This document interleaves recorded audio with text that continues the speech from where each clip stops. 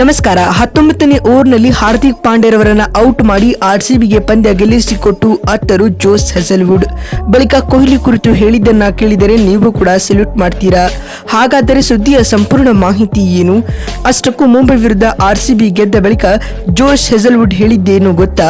ಹೀಗೆ ಇದರೆಲ್ಲದರ ಬಗ್ಗೆ ಈ ವಿಡಿಯೋದಲ್ಲಿ ಸಂಪೂರ್ಣವಾಗಿ ತಿಳಿಸ್ಕೊಡ್ತಾ ಹೋಗ್ತೀನಿ. ಆದ್ದರಿಂದ ದಯವಿಟ್ಟು ಈ ವಿಡಿಯೋವನ್ನ ಕೊನೆವರೆಗೂ ನೋಡಿ.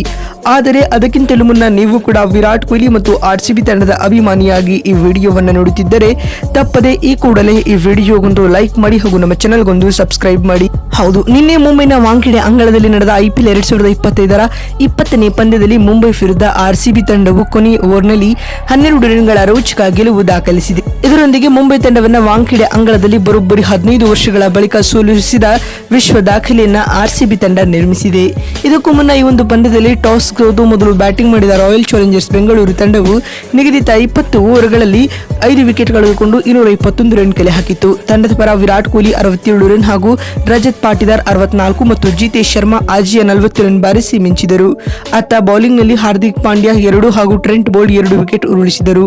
ಈ ಗುರಿಯನ್ನ ಬೆನ್ನಟ್ಟಿದಂತಹ ಮುಂಬೈ ತಂಡವು 20 ಓವರ್ಗಳಲ್ಲಿ ಕೇವಲ 209 ರನ್ ಕಲೆ ಹಾಕಲಷ್ಟೇ ಶಕ್ತವಾಯಿತು. ಇದರೊಂದಿಗೆ 12 ರನ್ಗಳ ರೋಚಕ ಸೋಲೊಪ್ಪಿಕೊಳ್ಳಬೇಕಾಯಿತು. ತಂಡದ ಪರ ತಿಲಕ್ ವರ್ಮಾ 56 ಹಾಗೂ ಹಾರ್ದಿಕ್ ಪಾಂಡ್ಯ 42 ರನ್ ಬಾರಿಸಿದರಾದರೂ ತಂಡಕ್ಕೆ ಗೆಲುವು ತಂದುಕೊಡಲು ಇವರಿಂದ ಸಾಧ್ಯವಾಗಲಿಲ್ಲ.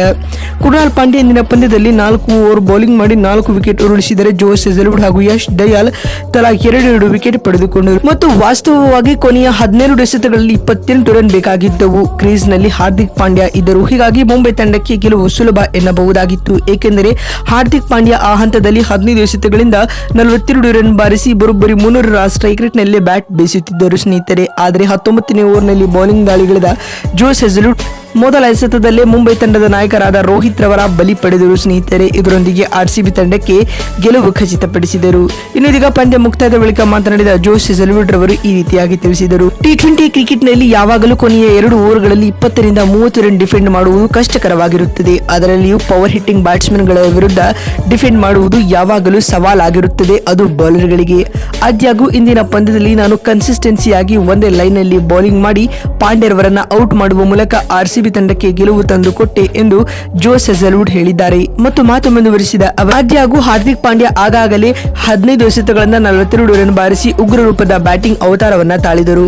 ಆದ್ಯಾಗೂ ವಿರಾಟ್ ಕೊಹ್ಲಿ ಈ ಮಧ್ಯೆ ನನ್ನ ಜೊತೆ ಚರ್ಚಿಸಿ ವಿಕೆಟ್ ಮೇಲೆ ಬಾಲ್ ಇಟ್ಟು ಬಾಲ್ ಮಾಡು ಎಂದು ಹೇಳಿದರು. ಪರಿಣಾಮವಾಗಿ ನಾನು ಅದೇ ರೀತಿ ಬಾಲ್ ಮಾಡಿದೆ, ಅಲ್ಲಿಂದ ಪಂದ್ಯ ಗೆದ್ದು ಬಿಟ್ಟೆವು ಎಂದು ಜೋಸ್ ತಿಳಿಸಿದ್ದಾರೆ. ಮತ್ತು ಮಾತು ಮುಂದುವರಿಸಿದ ಅವರು, ಹಾರ್ದಿಕ್ ಪಾಂಡ್ಯ ಇದ್ದಿದ್ದರೆ ಈ ಪಂದ್ಯವನ್ನ ಮುಂಬೈ ಗೆದ್ದುಕೊಳ್ಳುತ್ತಿತ್ತು. ಆದ್ಯಾಗೂ ವಿರಾಟ್ ಕೊಹ್ಲಿಯ ಸಲಹೆ ಹಾಗೂ ಸೂಚನೆಯ ಮೇರೆಗೆ ನಾನು ಪಾಂಡ್ಯರವರನ್ನ ಔಟ್ ಮಾಡಿ ಆರ್ಸಿಬಿ ತಂಡಕ್ಕೆ ಗೆಲುವು ತಂದುಕೊಟ್ಟೆ ಎಂದು ಹೆಸಲ್ವುಡ್ ತಿಳಿಸಿದ್ದಾರೆ. ಮತ್ತೊಂದು ವಿಡಿಯೋದಲ್ಲಿ ಸಿಗ್ತೀನಿ. ನಮಸ್ಕಾರ.